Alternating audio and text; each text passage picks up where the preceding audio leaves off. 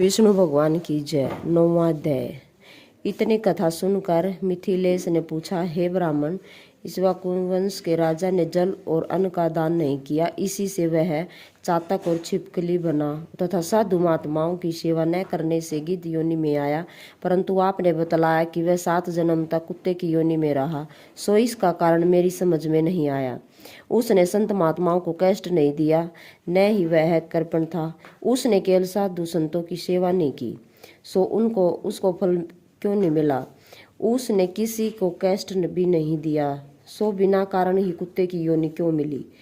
इसका मुझे संशय है, सो कृपया करके आप मेरी शंका का समाधान करिए।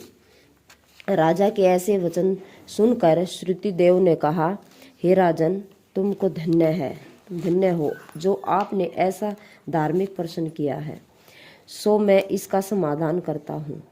यही वार्ता शिव जी ने कैलाश पर्वत पर श्री पार्वती जी से कही थी। सब लोकों की रचना कर उनकी पारलौकिक और ऐहिक 2 प्रकार की स्थिति बनाई थी, और इनकी स्थिति को 3 भेद बनाए: जल सेवा, अन्न सेवा और औषधि सेवा।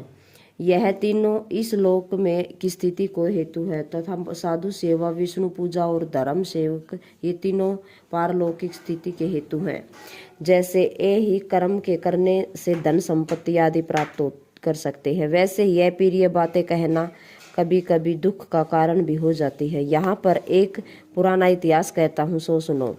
एक समय दक्ष प्रजापति महादेव जी को यज्ञ में बुलाने के लिए कैलाश पर गए। तब उनको आया देखकर महादेव जी खड़े नहीं हुए, क्योंकि शिव जी ने सोचा कि मैं सनातन हूँ और यह सब देवता यज्ञ का भाग लेने वाले सेवक के समान है। इसलिए स्वामी का सेवक के आने पर, पति का पत्नी के आने पर, गुरु का शिष्य के आने पर उठना आवश्यक नहीं है। और यही सब शास्त्रों का भी मत है। जो स्वामी स्वयं अपने सेवकों के लिए उठते हैं, उनकी आयु, धन और यश तत्काल नष्ट हो जाते हैं। यही मेरा प्रिय सुसवर है। ऐसा विचार कर दक्ष प्रजापति की भलाई के लिए ही उठे नहीं। यह देखकर दक्ष प्रजापति को अत्यंत क्रोध आ गया और महादेव जी के सामने ही उनकी बड़ी निंदा करने लगा कि देखो, इस दरिद्री को बड़ा अहंकार हो गया है। इसका धन केवल एक बूढ़ा बैल है, जिस पर केवल चर्म ही रह सकता है गया, कपाल की हड्डी धारण करता है। पाखंडी, अहंकारी, महा अपवित्र, किसी का शुभ कार्य न करने वाला, शमशान जिसका घर है, सर्पों का आभूषण है। इसमें धीरज न ज्ञान का संग, इसके कुल का कुछ पता नहीं। दुरात्मा नारद ने व्यर्था ही इसकी बड़ाई की है, जिससे मैंने अपनी कन्या सती का विवाह इसके साथ कर दिया। जैसे कुमार का घड़ा चांडाल के घर पहुंचने से किसी काम का नहीं रहता, वैसे ही मेरी कन्या का मुझसे कोई प्रयोजन नहीं है। इस प्रकार दक्ष प्रजापति शंकर सती को यज्ञ का निमंत्रण न देकर और कुवाक्य कहकर चला गया और यज्ञ स्थल में ऋतिदेव और मुनियों को साथ लेकर विधि पूर्वक यज्ञ करने लगा। इस यज्ञ में ब्राह्मण और विष्णु नहीं आए, परंतु सिद्ध, चरण, गंधर्व, यक्ष, राक्षस, किन्नर और सभी देवता आए। सती को यह लालसा उत्पन्न हुई कि किसी प्रकार यज्ञ का उत्सव देखूं और अपने संबंधियों से मिलूं। महादेव जी के रोकने पर भी नहीं मानी और जाने का निश्चय कर लिया। तब शिवजी ने कहा, भद्रे, तुम्हारे पिता सदैव सभा में बैठकर मेरी निंदा करते हैं, वह तुमसे सहन न हो सकेगी और तुम अवश्य ही कुछ अनिष्ट कर बैठोगी। अतएव तुम अपने पिता के घर मत जाओ, इसी में तुम्हारा कल्याण है। मैं इस प्रकार समझाने पर भी सती नहीं मानी और चुपचाप चल दी। पीछे से जाकर नदी में उन्हें अपनी पीठ पर बैठा लिया और कितने ही भूत प्रेत आदि उनके संग हो गई। जब वे महल में पहुंची तो किसी ने उनके साथ कोई बात नहीं की। तब शिव जी की बात याद करके यज्ञशाला में गई। वहां भी सभा के लोग सती से कुछ भी नहीं बोले, वे चुपचाप खड़ी रही। जब दक्ष ने रुद्र की आहुति नहीं दी तो सती को क्रोध युक्त होकर कहा, जो बड़ों का अपमान करते हैं उनका कल्याण नहीं होता। तुमने सारे जगत के रचयिता अविनाशी रुद्र को आहुति नहीं दी। यहाँ जितने ऋषि मुनि इकट्ठे हुए हैं, उन्होंने भी तुमको शुद्ध बुद्धि नहीं दी। ऐसा प्रतीत होता है कि विधाता तुम्हारे साथ इनके भी प्रतिकूल है।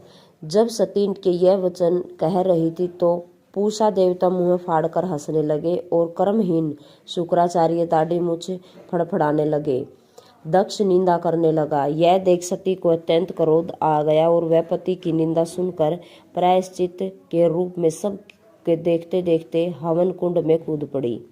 सती के गिरते ही हाहाकार मच गया। शिव के गण भागकर शिव जी के पास आए और सारी कथा कह सुनाई। महादेव ने कालांतक रूप होकर क्रोध से अपनी जटा उखाड़ पृथ्वी पर दे मारी, जिसे बड़ा बलवान महाकाय वीरभद्र पैदा हुआ और हाथ जोड़कर कहने लगा कि जिस काम के लिए आपने मुझे उत्पन्न किया है सो बताइए। तब शिव जी ने उसको आज्ञा दी कि मेरे निंदक दक्ष का नाश कर दो, जिसके कारण सती को शरीर त्यागना पड़ा।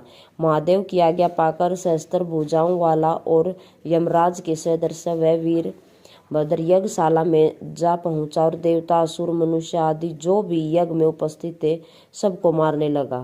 पूषा दांत निकालकर हंस रहा था, इसलिए उसके दांत उखाड़ दिए। भृंगु की दाढ़ी मूंछ उखाड़ दी। जिसने जो अंग फड़फड़ाया था वीरभद्र ने उसका वही अंग उखाड़ कर फेंक दिया। दक्ष का सिर काटने लगा, किंतु शुक्राचार्य मंत्र बल से उसकी रक्षा कर रहे थे, इसलिए नहीं काट सका। तब रुद्र ने स्वयं उसका सिर काट डाला। इस बात यज्ञ में आए हुए सबका संहार कर वे कैलाश को लौटे। जो मरने से बचे थे वे सब भागकर ब्रह्मा जी की शरण में गए। ब्रह्मा जी को उनके साथ लेकर कैलाश में गए और वहां जाकर अनेक प्रकार से शिव जी की स्तुति की। फिर भी महादेव जी को साथ लेकर यज्ञशाला में पहुंचे।